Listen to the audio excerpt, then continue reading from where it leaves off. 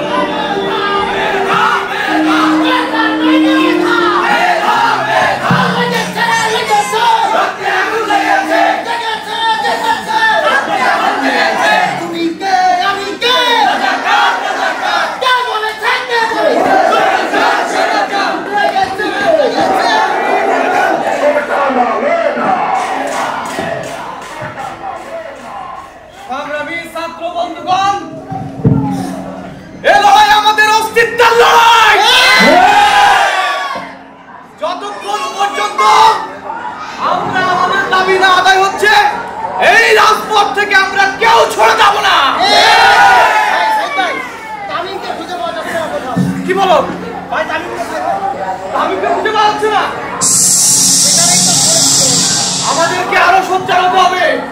আজ আমরা তামিলকে পাচ্ছি না, হয়তো আমাদের অন্য আরো বন্ধুদেরকে পাবো না, কিন্তু আমরা আমাদের দাবি লড়াই শেষ না পর্যন্ত পিছু হবো না। আমাদের দাবি না মানা পর্যন্ত আমরা কোথাও যাবো না রাজপথে। আমি তোমাদেরকে বলতে চাই, আমাদের এই আন্দোলন 5 দিন 10 দিন এমনকি 1 মাস পর্যন্ত চলতে পারে। আমি তোমাদেরকে বলবো, তোমরা বাড়ি থেকে আসার সময় বাবা মার কাছ থেকে দোয়া নিয়ে আসবে। হয়তো এমন হতে পারে এটাই আমাদের আন্দোলনের শেষ দেখা, হয়তো বা আর কোনোদিন দেখা নাও হতে পারে। জীবন্ত প্রস্তুত আছে। ঠিক বলেছো, আমরা রাজপথ থেকে কিচ্ছুতেই লড়বো না, কিছুতেই লড়বো না, কিছুতেই লড়বো না।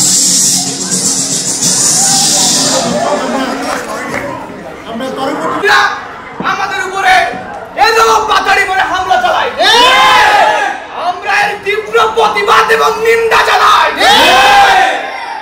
শুধু তাই নয়, ছাত্রলীগের তারা বলেছিল আমাদের পদযাত্রা করতে, আমরা পদযাত্রা শেষ করে ক্যাম্পাসের দিকে এগিয়ে যাচ্ছিলাম।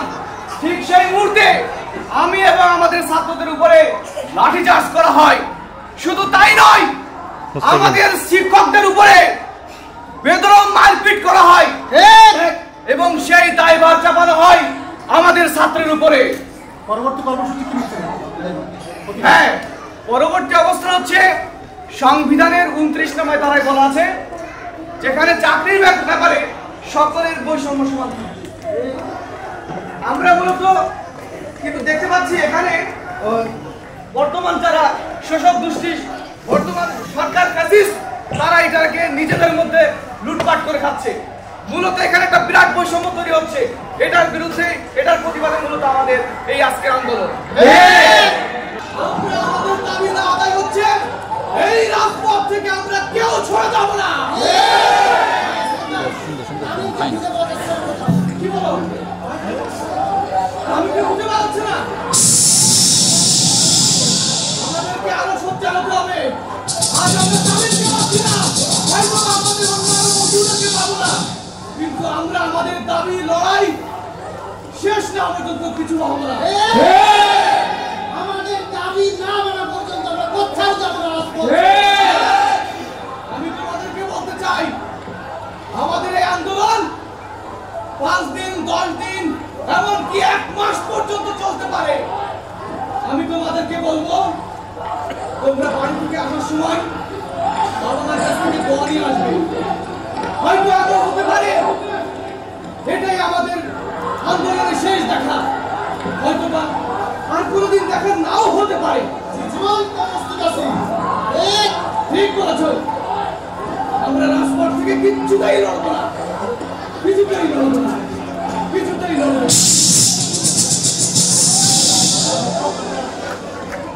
আমরা পরবর্তী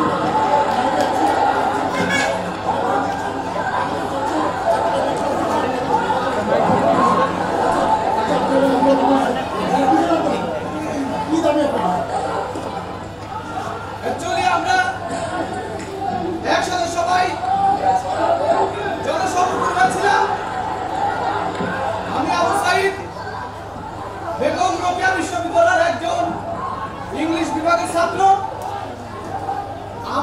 অবস্থান কর্মসূচি পালন করছিলাম মূলত।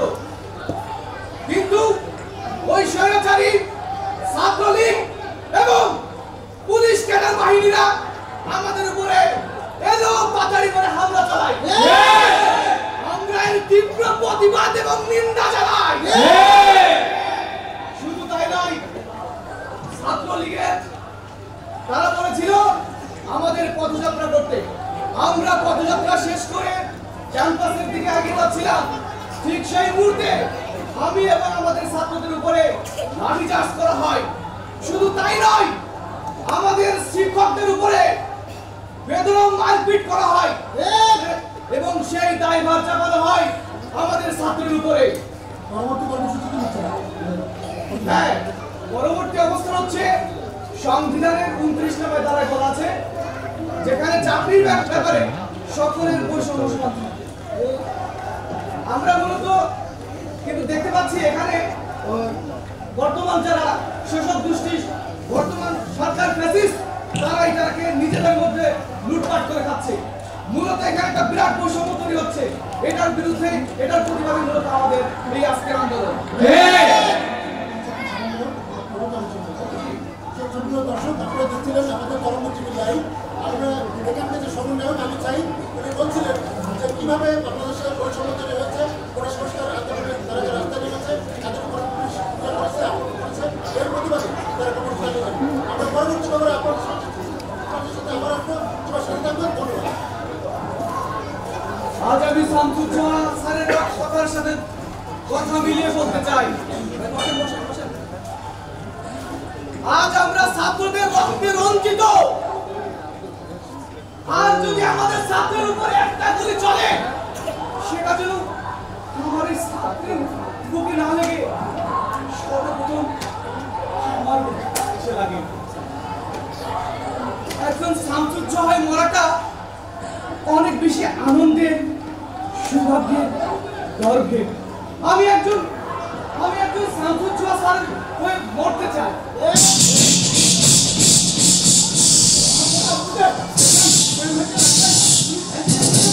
কি বলছো? চল শিগগির চলো, এখনই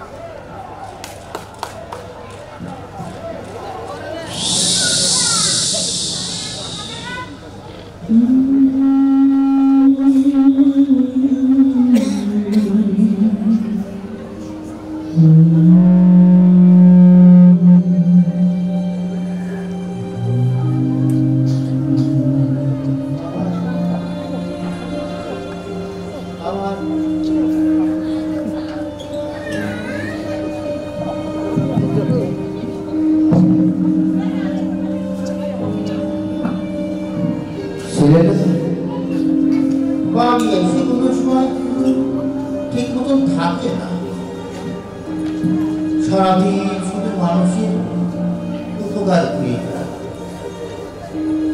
খুব বড় উপকার। আবার টিউশনি করা হয়, অনেক বড় ভার্সিটি করে। বাড়ি এসে সারাদিন মানুষের বলছিলাম আমার ছেলে আবু সাইদের কথা, খুব মেধাবী। আমার 6 ছেলে 3 মেয়ের মধ্যে ওই সবচেয়ে মেধাবী। 5ম শ্রেণীতে বৃত্তি পেয়েছে, 8ম শ্রেণীতে পেয়েছে ট্যালেন্ট। আবার ওই যে ম্যাট্রিক পরীক্ষা, ওই পরীক্ষায় পেয়েছে জিপিএ 5। আর এই পরীক্ষায় আমার আবু সাইদ স্কলারশিপ পেয়েছে। তারপরেই তো ভার্সিটি থেকে অনেক বড় ভার্সিটি। আবার ইংরেজি করে, বিদেশের ভাষা, অনেক দামি ভাষা। কিন্তু ছেলেটাদের কোথায় গেল আবু সাইদের মা? আবার ক্যাম্পাস থেকে ফোন করতেছে, আমাকে এখনই বেরোতে হবে। মা, মা ব্যাগটা গুছিয়ে দাও তো। তুমি তো বাড়ি এসে থাকতেই যাও না। বাবা, তুমি তো জানো বর্তমান এখন রংপুরের অবস্থা ভালো না।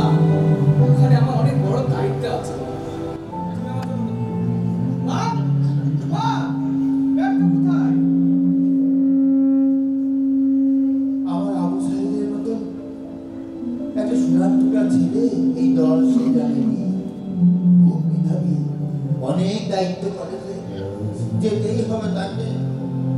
আমাদের কখন সময় দেবে তুমি বলো? বাবা, আমি আসি, তবে আজ তোমার জন্য খুব কষ্ট হচ্ছে। আমার জন্য দোয়া করো বাবা।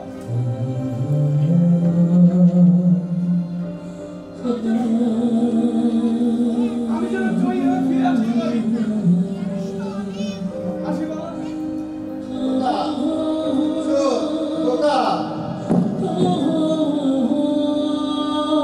আজকেও চলে গেল, মাত্র কয়েক ঘন্টা বাকি থাকলো। আল্লাহ, আমার ছেলে যে নিয়ে নিয়ে রাস্তায় বের হয়েছে, তুমি তাকে কবুল করো বাবা, তুমি তাকে বিজয়ী বানিও। আমার ছেলে এখনো পর্যন্ত কোনো কাজের মধ্যে হারেনি, সব কাজে বিজয় অর্জন করে দেখিয়েছে। ওর দিকে তুমি খেয়াল রেখো বাবু, ওকে তুমি বিজয়ী বানিও বাবু, ওর প্রতি তুমি খেয়াল রেখো বাবু।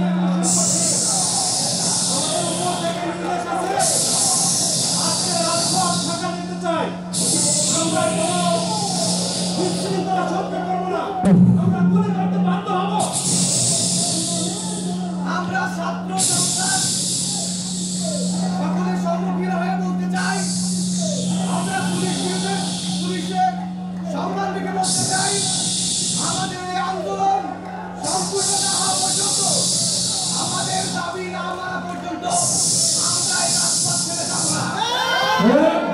তাই আমাদের সামনে আসবেন না, আমরা আমাদের জীবনের লক্ষ্য রাখে এই কর্মসূচি পালন করেই যাব।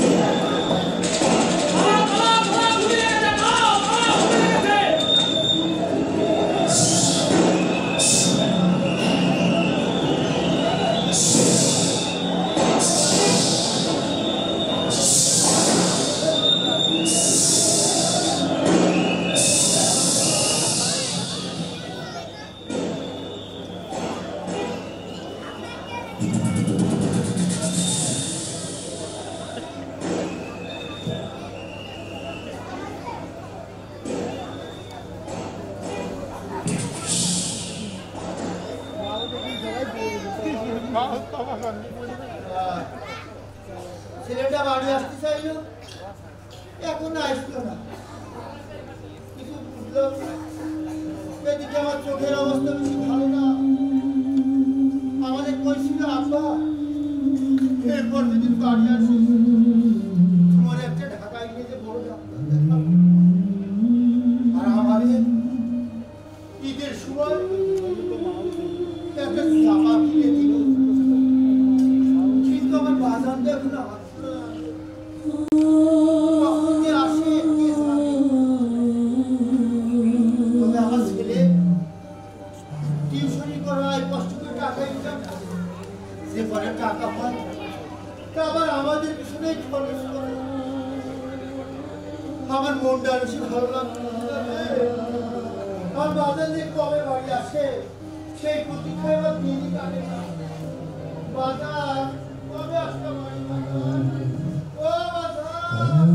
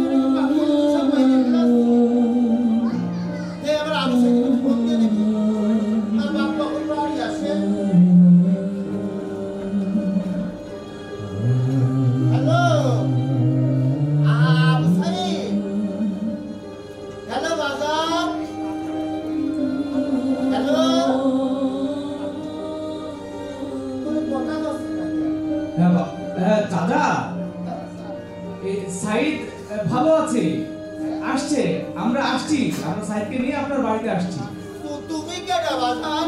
আমি সাইদ ভাইয়ের ছোট ভাই। আসতেছি, আপনার বাড়িতেই আসতেছি। তোমরা নিয়ে আসতেছো একসাথে?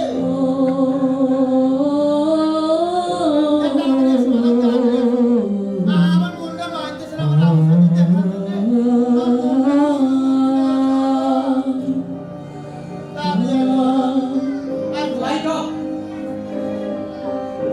ছেলেরা যে কখন আসে কিছু বুঝতে পারছি না।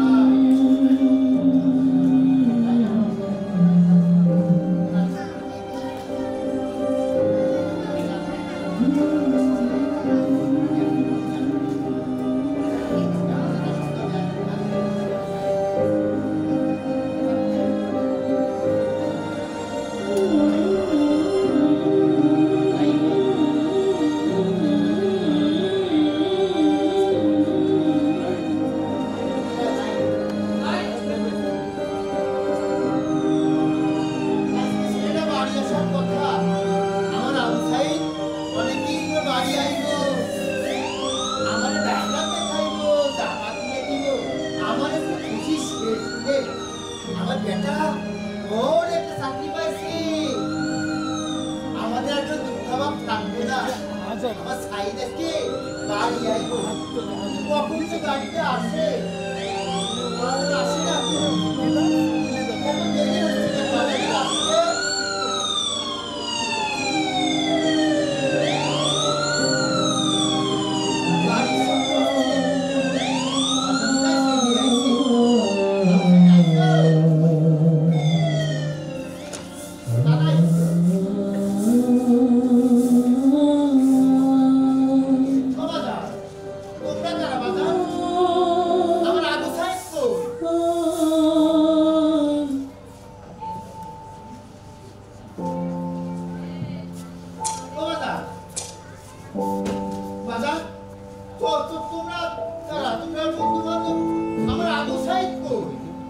আমার আবু সাইদ আসে নাই, কত কইছিল যে বাড়ি আসবে। আমার আবু সাইদ কই বাবা? এই যে কিসের কেনলা, এই বাক্সটা কিসের? তোমরা কথা করছিল কেন বাবা? কি হয়েছে বাবা? বাবা আমার আবু সাইদ কই? তো কইছিল তোমাদের সাথে বাড়ি আইবো।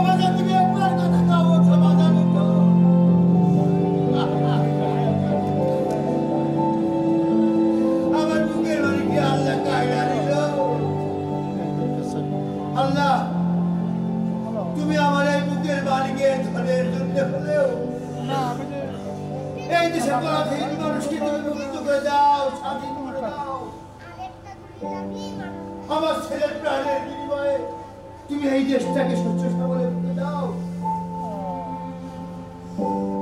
আজ তোমাদেরকে শপথ নিতে হবে। এই তোমরা বেবাকে আমার আবু সাঈদ, তোমরা বেবাকে আমার সন্তান, তোমাদেরকে শপথ গ্রহণ করতে হবে। এই আবু সাঈদ ভাই রক্তের বিনিময়ে তোমরা তার কাজকে আঞ্জাম দেবে।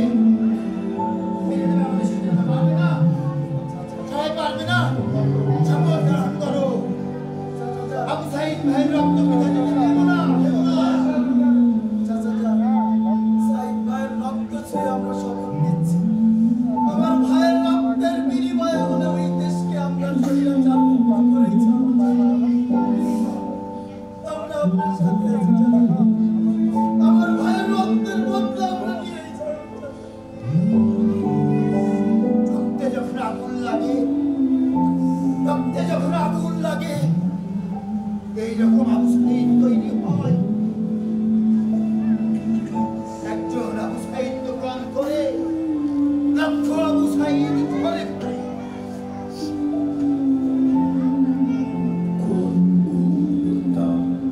মানবাধিকার লঙ্ঘন, বিচার বহির্ভূত অত্যাযোগ্য, অন্যায়ভাবে ফাঁসি সহ স্বাধীনতা হরণ করে জালিম বর্বর স্বৈরাচারী ক্ষমতাবানরা মানুষের জীবনে এনেছে আতঙ্ক, ভয় আর অত্যাচারে জীবন করেছে অতিষ্ঠ।